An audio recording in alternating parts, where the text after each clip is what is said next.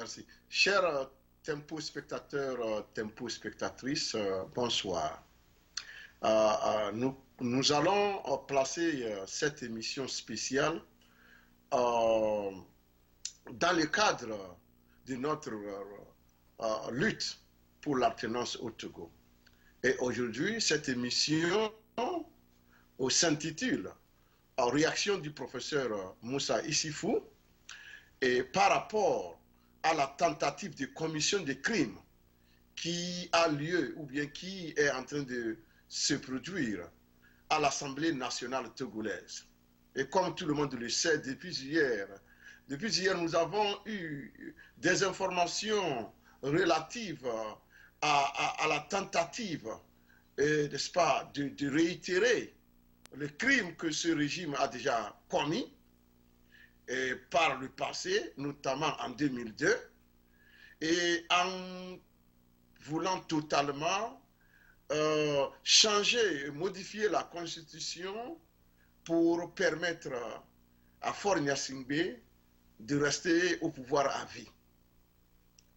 Et pendant que tous les Togolais attendaient, alors que tous les Togolais attendaient que cette assemblée unicolore, monocolore, au moins entendre raison et qu'elle puisse, au moins pour la première fois, suivre la volonté du peuple en adoptant le projet de loi proposé par l'expert constitutionnaliste sénégalais. Non seulement ce régime des crimes ne veut même pas jeter un coup d'œil, sur ces réformes proposées, mais le régime a passé à la 7e vitesse en proposant purement et simplement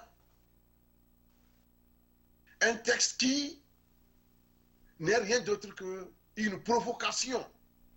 Un texte qui nous fait dire que désormais ce régime a franchi le Rubicon. Un texte qui nous fait dire que la goutte d'eau a déjà fait déborder le vase.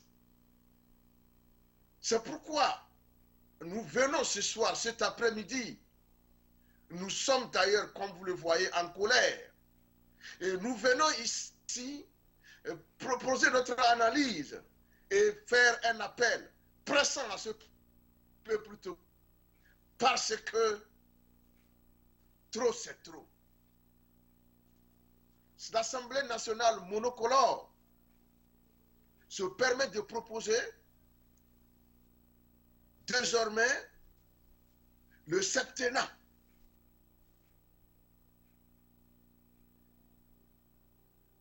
C'est-à-dire 7 ans renouvelables une fois. Pendant que leur soi-disant champion ne veut rien entendre, ne veut rien voir, ne veut rien écouter. Il veut coûte que coûte, contre gré, contre vents et marées, contre le gré des Togolais, y compris s'il faut utiliser la force brute pour assassiner tout le monde pour pouvoir demeurer au pouvoir, il le fera, il est prêt à le faire. Mais cela peut passer si le peuple togolais se montre un peuple indigne. Alors ça va se passer. Alors si le peuple togolais veut prouver qu'il est un peuple digne, ceci-là ne doit pas passer. Ceci-là, ce projet macabre ne doit pas passer. C'est ici de jeter des fleurs, le lieu de jeter des fleurs à Monseigneur Kodjo, qui a vu rapidement venir le danger. Ce matin, il a organisé une conférence de presse pour alerter l'opinion nationale et internationale. Et en même temps pour lancer un appel pressant au peuple togolais, à la population togolaise, de se lever pour faire barrage à ces criminels de la République. Nous allons où va le monde? Dire que nous allons faire encore 50 ans avec le fils après 38 ans du père. Qu'est-ce qui se passe au Togo? Nous devons en avoir honte. On doit s'indigner Même si cette information n'était qu'une simple rumeur, il faut que l'on s'en indigne. Le peuple togolais doit se sentir blessé dans son amour propre. On ne badine pas avec la liberté d'un peuple. Peuple togolais, pourquoi tu te fais maltraiter? Pourquoi tu te fais humilier? Pourquoi tu te laisses humilier à longueur de journée par la même famille? Depuis hier, nous avons attendu qu'il y ait des réactions, rien du tout. Alors, nous allons faire des propositions concrètes, des propositions qui vont dans le sens des propositions déjà faites par Monseigneur Kodjo. Monseigneur Kodjo, et qu'il faut apprécier ici, que les Togolais doivent, n'est-ce pas, apprécier. Nous devons lui envoyer nos remerciements et nos encouragements parce qu'il a fait montre d'une lucidité incomparable. Alors, ce que moi je dis, la jeunesse togolaise, le peuple togolais, la population togolaise dans son ensemble, est-ce que tu es d'accord que Fort puisse faire 7 ans 2 fois dans les conditions que nous savons? Est-ce que tu es d'accord que ce régime puisse encore rester au pouvoir même 1 an? Est-ce que ce n'est pas trop? Même si nous sommes faibles, même si nous n'avons pas d'armes, quand même il y a des limites. Le faible aussi a sa manière de réagir, de rejeter l'humiliation. Parce que nous sommes humiliés par ce régime. Les gens nous appellent déjà pour nous demander, vous les Togolais, est-ce que vous êtes des hommes dignes? Comment on peut vous traiter de la sorte? Pendant que vous demandez que ce régime cesse, qu'il s'arrête après 15 ans, il vous propose quelque chose pour vous dire que j'y reste parce que j'ai le titre foncier du Togo. Mon père me l'a légué comme héritage, alors je dois tout faire pour le garder. Et tout le monde se tait. Pendant ce temps, les gens se promènent, se baguenaudent, bavardent. S'il vous plaît, peuple togolais, qu'est-ce que tu deviens? Il ne faut pas devenir la risée éternelle du monde. Ça ne va pas. C'est notre silence qui fait la force de ce régime scélérat. C'est notre inaction. C'est ça qui fait la force de ces gens-là. Ils sont combien pour nous malmener, maltraiter? Pourquoi nous nous taisons? Alors je te demande de te montrer digne aujourd'hui du peuple togolais. Alors voici la proposition que je dois faire d'abord, avant de parler à la Cour constitutionnelle aujourd'hui. Parce que si nous avions une Cour constitutionnelle digne de ce nom, on pouvait compter sur ces gens-là. Mais hélas, je suis désolé, je suis blessé dans mon amour propre. Dire que des gens permettent à une seule famille de maltraiter un peuple comme ça, est-ce que c'est normal, s'il vous plaît? Est-ce que c'est normal? Les gens au soutane rouge qui sont devant moi là, vous n'avez pas le sens de la justice? Allez avaliser ceci parce que vous aussi vous recevez votre part. Et les autres, Monsieur le Président de la Cour constitutionnelle, je n'ai jamais parlé de vous, mais aujourd'hui, je suis obligé de vous interpeller. Je vous ai toujours pris comme mon papa. Mais il est temps de regarder l'intérêt supérieur de la nation. Même s'il y en a qui ne comprennent pas, on nous raconte que vous êtes très religieux. Jusqu'alors, vous ne montrez pas que vous êtes Dieu de ce régime. J'ai l'impression que vous avez plus peur de ce régime que Dieu que vous adorez. Et ça, c'est regrettable. Alors, il faut vite faire. Pour rentrer dans l'histoire, s'il faut démissionner, démissionnez pour laisser les gens là. Ne rentrez pas dans leur jeu. Ne rentrez pas dans leur jeu, parce que ce que vous êtes en train d'avaliser, c'est contre la justice divine. Dieu a dit de protéger les faibles. Et devant vous, vous avez la possibilité d'arrêter cela. Mais vous ne dites rien. On prend de paisibles citoyens, on les embastille, on les amène en prison, sans motif. Vous ne dites rien. On tabasse, on tue. Vous ne dites rien. Alors qu'est-ce que vous craignez le plus? Vous craignez votre Dieu que vous adorez ou vous craignez ce régime qui n'est que pacotille, qui n'est qu'éphémère? Qu'est-ce que ce régime peut vous faire? Il faut penser à l'au-delà. Il faut penser à l'au-delà. Il faut penser à ce que votre croyance, votre foi vous dit. Il est temps d'abandonner ce régime criminel. C'est pourquoi je m'adresse à tout le monde ici, plus précisément, les gens de la Cour constitutionnelle. Vous êtes des gens respectables, mais vous vous faites humilier par ce régime. Parce qu'en torturant les Togolais, en opprimant les Togolais, c'est vous qui l'êtes en train de salir. Parce que vous ne dites rien. Il faut regarder autour de vous. Dans tous les pays autour de vous, la Cour constitutionnelle a toujours sauvé l'honneur, n'est-ce pas, du pays, des institutions, du peuple et même du régime. Lorsque le régime dérape, il faut le rappeler à l'ordre. Mais vous êtes là. Les prisons sont pleines d'innocents et on ne dit rien. Des juges véreux se permettent de condamner n'importe qui à n'importe quelle peine parce qu'ils sont présentés à eux. Personne n'ose dire qu'il y a irrégularité. On ne peut pas emprisonner un innocent. La prison n'est pas faite pour des innocents. C'est fait pour des criminels. Et pourtant, ces criminels sont là partout. Ils se promènent. Ils ont détourné de l'argent.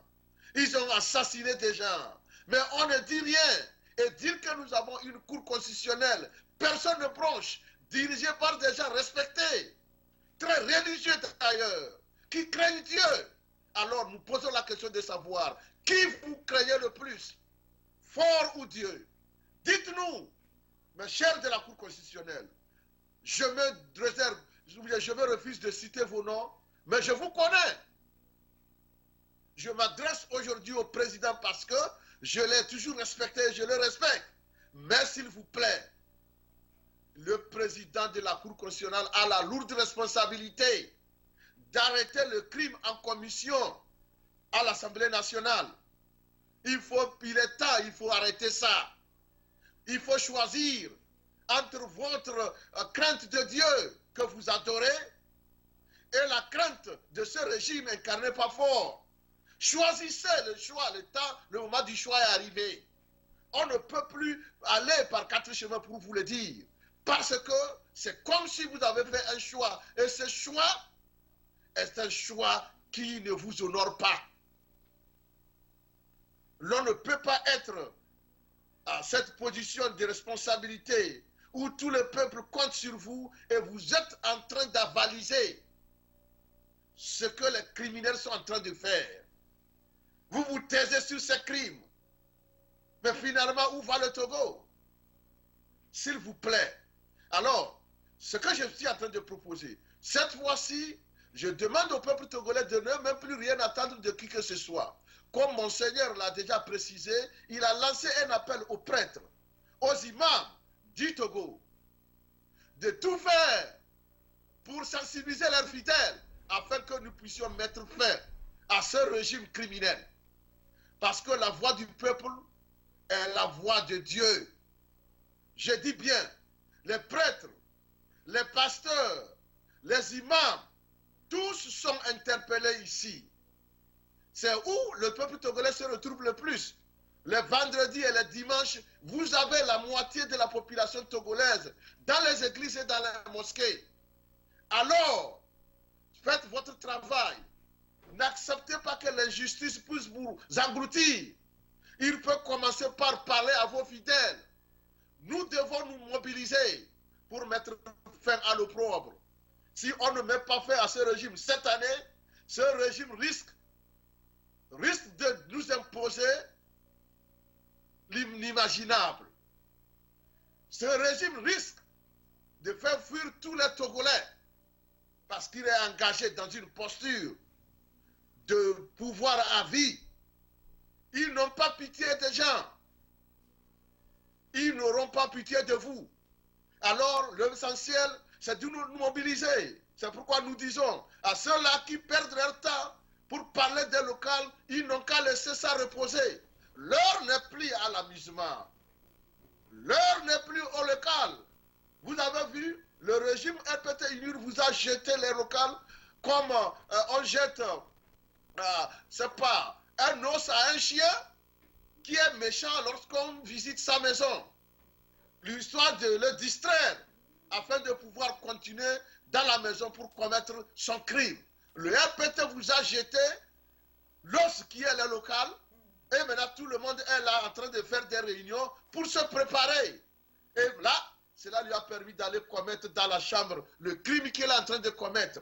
C'est pourquoi j'ai dit que les partis politiques, les associations, la société civile, l'heure n'est plus aux discussions sur les réformes, sur les locales, aller ou ne pas aller. On n'en a plus besoin. Concentrons-nous sur l'essentiel. Sortons ensemble, le peuple togolais. Nous avons le devoir de nous indigner et de suivre cette indignation-là par nos actes. Nous devons nous mobiliser dans les rues pour dire non à cette énième forfaiture. Le peuple togolais ne mérite pas ça. Qu'avons-nous fait?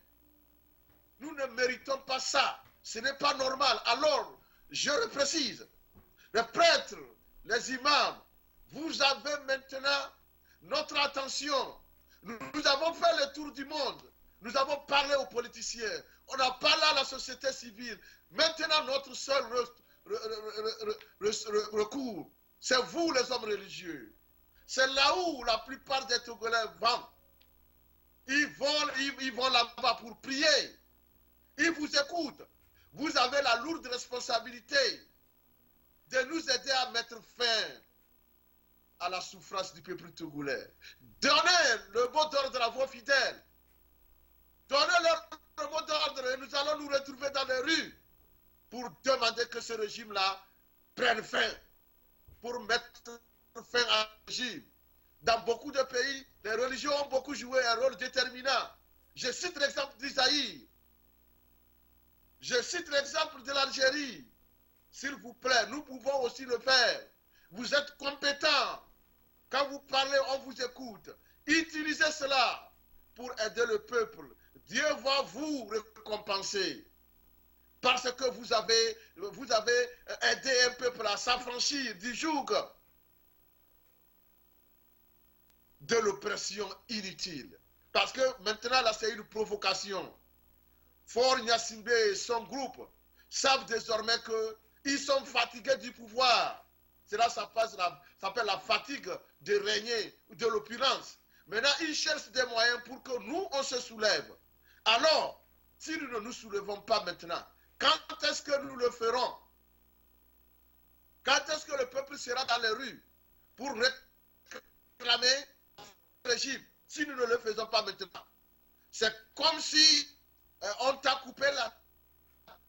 Et il repasse ta tête, il coupe encore. Tu es déjà mort, mais... Parce qu'il le peut. Ne dit-on pas d'ailleurs que sitôt qu'on peut désobéir, qu'on peut commettre le crime impunément, on le peut légitimement? Et alors, il ne faut pas laisser ces gens-là légitimer leur crime. Puisque personne ne dira rien, personne ne fera rien, ça devient automatiquement légitime. C'est pourquoi je t'interpelle, peuple togolais. Désormais, nous voulons que les prêtres, les imams, rentrent dans le jeu officiellement pour conduire ce peuple-là, comme le fit beaucoup de prophètes. Il est temps que ces leaders religieux jouent leur rôle. Vous êtes écoutés au Togo. Utilisez ce Torah-là pour rassembler la masse. Que nous puissions mettre fin au règne de ces gens-là. Ils sont méchants. Ils sont très méchants. Ils n'ont pas la... Ils sont méchants. Et alors, qu'est-ce qu'il faut faire aux méchants? On les dégage. On les dégage. S'il vous plaît. nous n'avons rien. Nous n'avons nos pieds et nos bras, nos pieds pour marcher et nous allons le faire. Il faut envahir les rues sous la direction de nos religieux. Ils vont nous mener à bon port, moi je le sais. Désormais, ce n'est pas une affaire de société, quoi, ou civile ou parti, non. C'est une affaire nationale. C'est un affront que Faure vient, n'est-ce pas, de proposer au peuple togolais. Et il faut accepter l'affront, mais il faut le gagner. Il faut le gagnerons lorsque chacun de nous se mobilise. On n'a pas besoin d'attendre X ou Y pour venir nous dire de nous lever. Non, nous-mêmes nous ressentons cette blessure. Nous ressentons cela. Nous ressentons comment la perte de notre corps est en train de disséquer par la nature. Des gens qui n'ont pas foi, des gens qui n'ont ni foi ni loi, des gens qui ne craignent personne, des gens qui ne craignent même pas celui qui les a créés. Parce que ça, c'est de faire preuve de méchanceté. Ce n'est pas sérieux. Alors, peuple togolais, aujourd'hui, nous avons placé notre chronique en direction de tout le monde. Nous voulons que cette chronique vous serve, n'est-ce pas, d'encouragement et de motivation pour pouvoir sortir. Alors j'interpelle une fois encore les prêtres et les imams du Togo. Vous avez la lourde responsabilité d'entendre l'appel de Monseigneur Kodjiro et de vous approprier cet appel-là, afin qu'un travail rapide puisse être fait. Nous nous donnons 3 ou 4 jours pour faire ce travail. Il faut que le peuple soit dans les rues, dans toutes les villes du Togo, pour que nous puissions dire non à cette tentative de monarchisation de notre pays. C'est pour ça d'ailleurs qu'on s'est levé depuis le 19 août et nous devons tout faire pour empêcher que cela se réalise. Ces gens-là, ils ont poussé trop loin. Ils n'ont pas pitié. Ils n'ont pas honte. Ils ne craignent pas Dieu. On ne peut pas vouloir être gourmand de la sorte. Ça, c'est trop. C'est trop. Alors, nous avons notre responsabilité. Chacun de nous doit jouer sa partition. Nous devons faire en sorte que cette indignation, cette humiliation, de plus ne puisse pas passer. Parce que le Togolais n'est pas, après tout, le dernier des damnés de la terre. Nous ne le sommes pas. Ayons un peu de courage.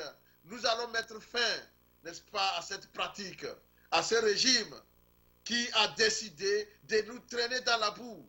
Nous sommes devenus, la risée du monde entier. Pourquoi? Pourquoi nous taisons-nous? Alors, je vais m'arrêter là, mais je suis sûr que nous allons nous mobiliser pour faire échouer, pour faire échec à cette nouvelle,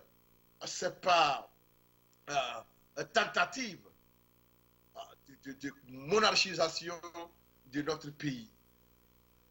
Ce n'est pas possible, nous ne pouvons pas nous taire. On ne peut pas. Alors, peuple togolais, je compte sur toi et je te remercie. Bonsoir.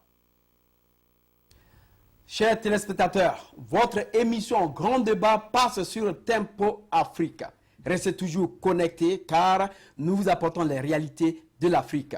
Votre animateur principal est Serge Nyawa qui est toujours là pour être connecté avec vous.